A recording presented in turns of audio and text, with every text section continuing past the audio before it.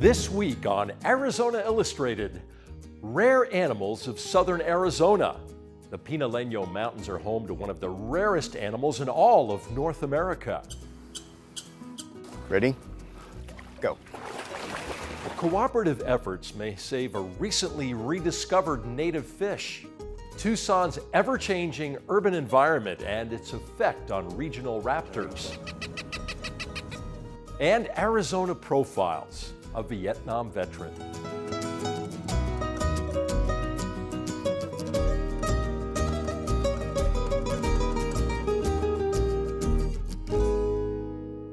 Welcome to Arizona Illustrated. I'm Tom McNamara. Where the borders of Arizona, New Mexico, and Mexico meet is a 70,000 square mile area referred to as the Sky Island region, and it is among the most diverse ecosystems in the world. The Topminnow Mountains are the region's highest, rising to over 10,000 feet. They're also home to one of the rarest animals in North America, the Mount Graham red squirrel.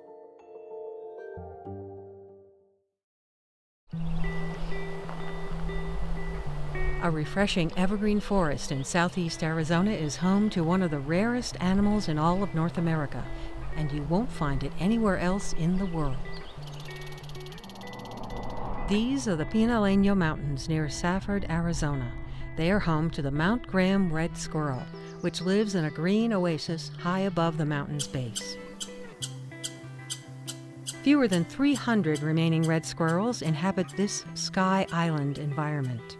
It is a small animal, could fit in the palm of your hand, but it is an incredibly hardy animal that has been left behind on Mount Graham above 10,000 feet for about last 10,000 years since the last ice age. We have red squirrels in the White Mountains, but that's a different subspecies, and this subspecies is only found on Mount Graham. The territorial squirrels claim an area where they build a nest on a tree. They also use a handy storage facility on the ground. It's called a midden, M-I-D-D-E-N. If you look, it's real spongy, and that's just the buildup of cones over time. Tim Snow is a wildlife specialist with the Arizona Game and Fish Department. He's familiar with the squirrel structures on the mountain. It feeds on pine cones mostly. It'll gather a cone, it removes the scales become the midden, and the midden acts as a refrigerator for pine cones. So the squirrel buries pine cones when they're green, they come back and dig them up and get to the seed. They like the denser, shadier habitat. That's exactly what they're looking for, because if you think about it, the sun's going to bake that midden and heat it up, and it won't be effective. The squirrels have survived despite predators such as the Mexican spotted owl and other raptors. The past few decades have been especially challenging. Last century, humans introduced another type of squirrel to the area that can compete with the red squirrel. They also erected the Mount Graham International Observatory in the 1990s, established campgrounds and other recreational areas for the public, and built roads for easier access. Controversy with the scopes was just loss of habitat again. It's a small footprint, so it's not like, oh, that's going to wipe out all the squirrels that are ever there. But certainly, anytime you take a development and you take away the habitat, then you're piecemealing that, and so it's slowly, you're taking a chunk at a time. Presently, the biggest threat to the red squirrel's habitat is fire, a threat made worse by drought and insect infestations that are weakening and killing trees. Fires can wipe out thousands of acres in a matter of days, as they did in 1996 and again in 2004. We've lost much of that high-quality habitat. John Kaprowski is a wildlife and conservation management professor at the University of Arizona and an expert on squirrels. On Mount Graham, individuals survive not even quite 2 years, and they only reproduce once in their lifetime. So they're kind of like salmon that swim upstream and end up only reproducing once. And as a result, the population size is relatively small, and their ability to respond to changes in the environment is not, there's not a very quick response time. A pilot breeding program at Phoenix Zoo's Conservation Science Department hopes to make a difference in the future. So this is Meryl. She's a female that we acquired for the Mount Graham red squirrel. Stuart Wells and his team are trying to learn as much as possible about the little animals to see if captive reproduction will be possible. When will females be receptive, for example? Will they get pregnant and produce offspring in an artificial setting? Our goal is to establish a consistent breeding program in case they need to augment the wild population of Mount Graham red squirrels as if that population continues to decline. It hasn't been easy so far. The squirrels are rodents, but they are nothing like rabbits or mice. Don't even think about keeping them in the same cage together. In the wild, each squirrel has a distinct territory which they protect. So one of the challenges of managing these animals in the setting is to try and maintain that important territoriality, but at the same time, we need to figure out when is the best time to put them together to get a successful breeding. So one of the things we have to consider is the health and safety of the animals that we're caring for.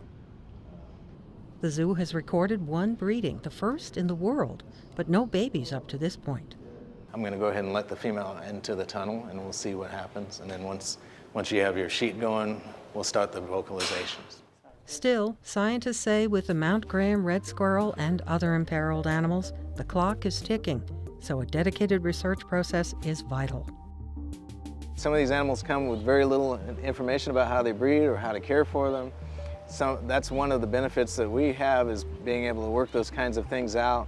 And producing an animal that can survive in the wild is probably one of the best feelings that we have, and putting life back into its natural habitat. So I think that's what drives all of us here. A little native fish, the Gila Topminnow, was recently rediscovered in the Santa Cruz River south of Tucson, and its survival depends on the cooperative efforts of many of its human neighbors.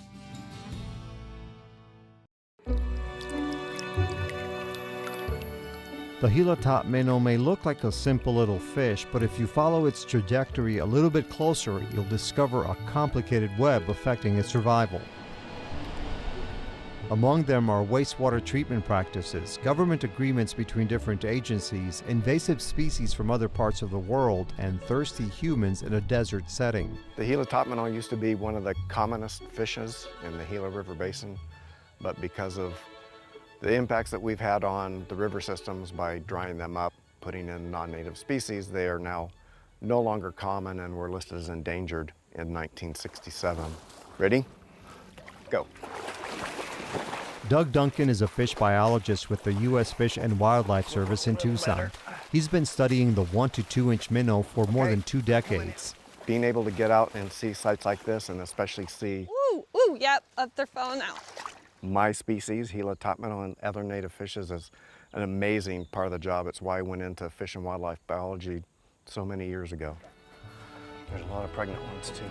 The fish are named after the Gila River watershed and because they like to swim near the surface of the water. They used to cover a wide swath in Arizona, New Mexico, and Mexico, but they have been wiped out in the vast majority of their traditional range. Duncan says it is no longer found in the Gila River, the Salt River, the San Pedro River, or the Verde River in Arizona. It is only surviving in pockets elsewhere. 5 long-finned dace, 2 Topminnow. On this occasion, Duncan and fellow scientist Claire Zugmeyer are conducting a survey on a short stretch of the Santa Cruz River south of Tucson. This one's got a little bit of black in it. The fish are thriving here, at least for now. The experts catch a couple of samples and then they study the results. Fins. Yeah, then you can see the fins when you're in the water. We're not trying to determine the population number, just a general number, and really interested in what species we're finding. And some of them, like the top minnow versus mosquito fish, which is non-native, are really hard to tell the difference until you have them in hand. And so that's what we're doing. The lush green oasis appears to be natural and pristine, the way our rivers used to look.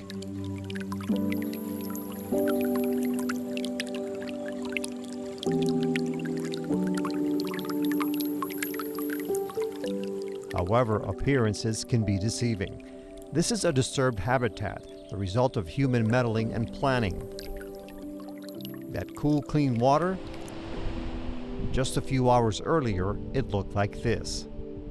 When we first get it, it's raw sewage, concentrated raw sewage, and 12 hours later after we treat it, it's considered Class A reuse water, so it can be reused for watering crops or lawns or anything of that nature. The cleaning process occurs at the Nogales International Wastewater Treatment Plant. It gets about 90% of its product from nearby Mexico as part of a binational agreement. In 2008, a multi-million-dollar grant from the U.S. Environmental Protection Agency paid for an upgrade to the facility. Without it, the minnow would be non-existent downstream. It was a very productive grant, and as you can see from our effluent, it's made a significant difference. The prior effluent to this looked like pea soup. It was thick, full of algae, full of ammonia. It was toxic to the fish, toxic to the aquatic environment. The new facility is in full compliance with all the ammonia and nutrient limitations.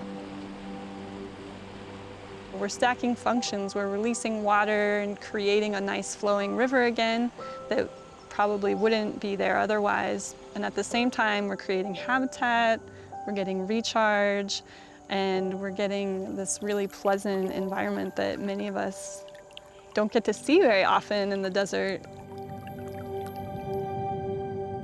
There's another example of helpful human intervention in this wide-open rangeland between Nogales and Sierra Vista, Arizona. Cattle are the most evident animal on this property. Nevertheless, they have little native neighbors sharing the ranch. We're at a stock tank in the San Rafael Valley on the San Rafael Ranch. This is under a program that we use called the Safe Harbor Agreement, which allows the Game and Fish Department to stock Gila topminnow and desert pupfish on the properties of willing landowners. Part of our efforts for conserving these species is to get them in additional habitats. And we made an application and were successful to put in 4 solar wells and we dug 2 dirt tanks to store water. We built storage facilities for our waters and drinkers, and the surplus water would go back into these tanks for wildlife. They're part of this landscape. It made it, and it's compatible with us. And we bought this ranch because we like the big, beautiful landscape. We learned to like cows. And the wildlife was here before we put the cows on it. So I'm really happy to do this project. The Gila topminnow are succeeding in the human-made stock tank. However, in a nearby natural body of water, it's a very different story. Wiped out by a similar-looking but aggressive exotic that's expanding its range at the expense of native species. Mosquito fishes, Gambusia, we like calling them Dambusia because of the damage they cause. The mosquito fish are native to the eastern United States. Their name and their reputation as voracious mosquito larvae eating machines led to their extensive distribution decades ago. The mosquito fish, after the loss of water, has been probably the greatest threat to Gila topminnow and many other native fishes and other aquatic species worldwide. Predates the young of the topminnow, and then it harasses the adults. And usually, eventually, they will replace a Gila topminnow population. However, recent studies reveal that native fish, such as the Gila topminnow, are as effective or maybe even better at mosquito control. So Pima County is working on a unique program that could benefit the minnow while helping people. As part of a cooperative effort with Arizona's Game and Fish Department, the U.S. Fish and Wildlife Service, and other agencies, the county's health department obtained several hundred minnows from the Phoenix Zoo. The zoo has a healthy, thriving population. We were able to obtain the proper permits, get the proper type of aquarium that we have here, and our intent is to breed these fish and put them out in backyard pools and fountains, contained bodies of water, where they will eliminate any mosquito breeding in those. If you're going to use the fish whenever possible, scientists surmised, why not use a local species if feasible? At this abandoned home northeast of Tucson, the county obtained a search warrant and released the fish for the first time ever. I think it's a win-win. I think it's a win for the species, it's a win for us because we're also potentially preventing illness. It draws awareness. I mean, when we talk about these fish, they're pretty and everything, and they're great. But if people start thinking, okay, there's mosquitoes out there. Here in Pima County, a lot of times you don't think about going outside and there's insects, but we do have the mosquitoes out there. The fish will not be reharvested for use elsewhere due to concerns about mixing genetics from one population to another. Still, employing them for this purpose supports breeding programs which could serve as backup populations. It also prevents non-natives, such as the mosquito fish, from being re-released into the wild. We'll see what happens after our first year. I mean, we're entering this with our eyes wide open, and we're excited. All of these efforts may seem like a lot of work to save a little fish, but supporters say it is vital. The Gila Topminnow evolved in this environment and could play a unique role on other native species, such as bigger fish or birds. They're just a good visual indicator. They're not our large, fuzzy, charismatic megafauna, but I really love our native fish. It's really exciting to see them coming back. So between the trees and the fish, together it's a good indication that our river is healthy and doing well. In the long term, their survival hinges on many factors, including the recycled water they now call home. I'm really gratified to see the fish back in the river and our wonderful Gila Topminnow back as well. And that really speaks to the possibilities of restoration. If you allow the physical processes of an ecosystem to function, you get all the wildlife back. And that's what's happened here. And I hope if we can keep water in the river, it will continue to be like this into the future.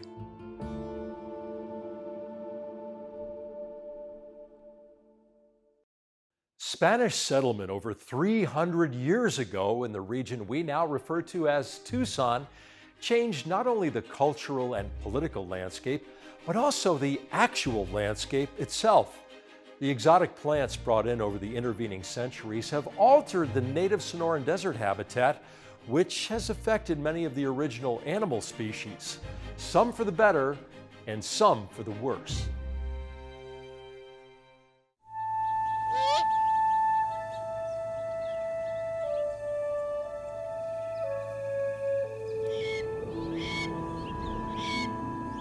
There's sort of a joke about raptors. All they really need to inhabit a place is to fit within the thermal profile of a place, give them a place for a nest and something to eat, and they'll inhabit that place. And that isn't exactly true, but it could be generally thought of as true. In some ways, if you look at the Tucson Basin and think about what it was early on in its history before humans settled in any meaningful way, it had sort of a scrubland. But now what we've done is sort of converted into much more of a forest, like a sort of semi-tropical forest. You can find lots of those kinds of trees and other ones brought in from other places that have some of those same sort of tall, larger characteristics all over town. And they're subsidized by water and fertilizer, so we have created this relatively rich, sort of thriving, high productivity environment in an arid system. Early on in Tucson's history, some of those species, like Cooper's hawks, might have been here originally, but they were sort of restricted to the riparian areas, the sort of most wet places in the region. For the Cooper's hawk, one of the world's most skilled flyers, the exotic trees that humans have brought with them provide opportunities. The Cooper's hawk has made the best of the towering eucalyptus from Australia and the giant Aleppo pine native to the Mediterranean. They use the trees primarily for perches, and most importantly, for nesting. The eggs are incubated about 30 days, and then once they hatch, they stay in the nest for another 30 days or so, and then for another month or so, they are in the nest area and being fed, and eventually are weaned, begin to hunt on their own. The male does all the hunting, provisioning food for the female and nestlings from the beginning of the nesting cycle until they fledge, basically. Cooper's hawks generally eat birds, and that's part of the reason they're so abundant in town, and urban areas tend to have a tremendous amount of food in terms of bird life available for them. So The nesting, these are quite high here, probably as a result of that abundance of food. Not all raptors adjust equally to human presence. The largest raptor in North America, the golden eagle, avoids the same urban areas the Cooper's hawk seeks out. The presence of tall trees, lush green lawns, and the water that comes with them tends to help out the most mobile animals. Those benefits are not equal across the animal kingdom. Any of the changes that humans introduce to a place is inevitably going to be good for some species and bad for other species. The downside of that usually is that we tend to make environments that are relatively homogeneous, things that humans like in a place, like park settings. The downside of that is often what we lose are the species that have sort of unique habitat requirements, is that there is something special about that place that encourage them to live there or to inhabit that sort of place. And often those are lost in these sort of transitions. So when we change the land use of a place from its native sort of setting to the sort of suburban sort of common footprint that we see is often the things that are novel, the species that are novel in a place tend to be displaced. Even for those species like the Cooper's hawk, whose existence in the city is easier overall, there are added dangers that come with the urban life.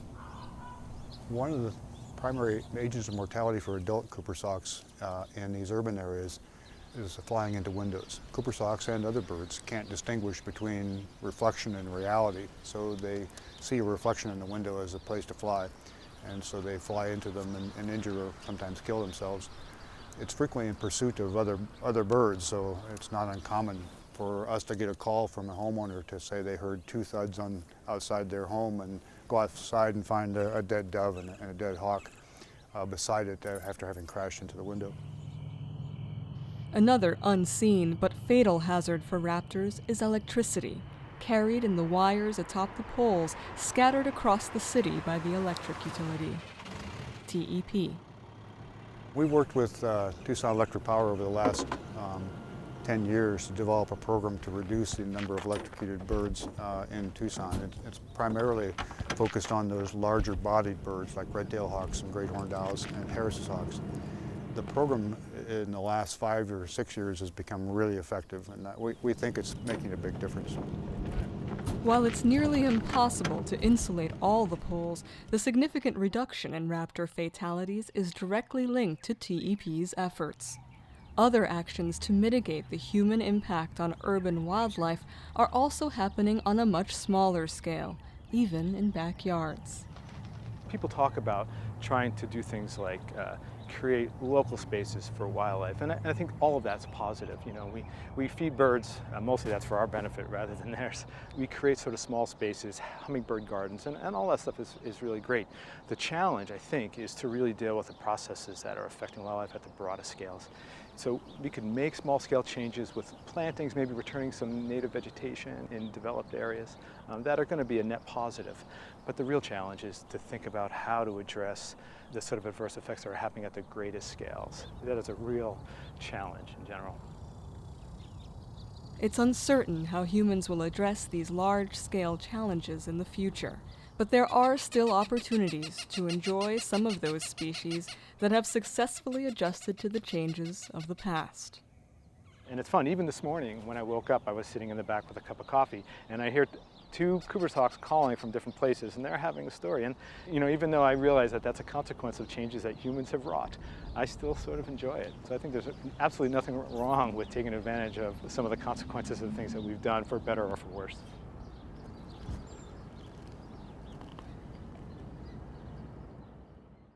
On Tuesday, July 18th at 9 p.m., PBS will premiere Rare, Creatures of the Photo Ark, an unusual look at endangered animals, birds, reptiles around the globe through the eye and the lens of author and National Geographic photographer Joel Sartore. For more information about this visually stunning PBS special, visit azpm.org/rare. And now, Arizona Profiles, a series of personal recollections, moving memories, and little-known Arizona stories. The vast majority of people who were drafted into service during the Vietnam War were enlisted men. Not John Hughes. He had a specialty that was particularly attractive to the U.S. Army and commissioned him as a captain. It wasn't a choice of service. I was put into the United States Army Reserve and called up immediately after my residency was completed in surgery. It was the equivalent of a doctor draft, but for political purposes, the word draft was not being used too loosely in a time that it was a uncomfortable and unpopular war.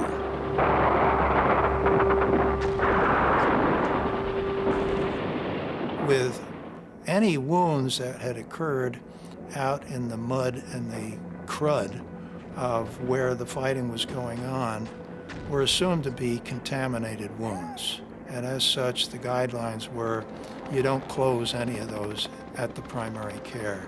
You clean them very thoroughly, you remove any dead tissue, and you pack them open. And they all went on antibiotics, and if they were looking good, 3 days later, you returned them to the operating room, cleaned the wounds again thoroughly, and then you could close them. And if they were basically just a couple of small wounds on a person who was active duty and everything was looking good, they could be held in what was called medical hold for 10 to 14 days, or even shorter if appropriate, and went back to battle. So the issue of serving our country was you're there to win, and no human resources to be wasted, and you're there to take good care of all of them.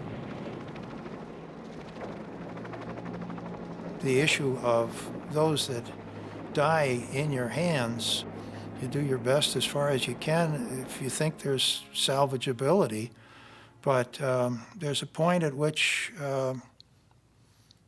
it's too much and it overcomes you, and you just have to go on to the next issue, but it hurts. It certainly impacted me forever.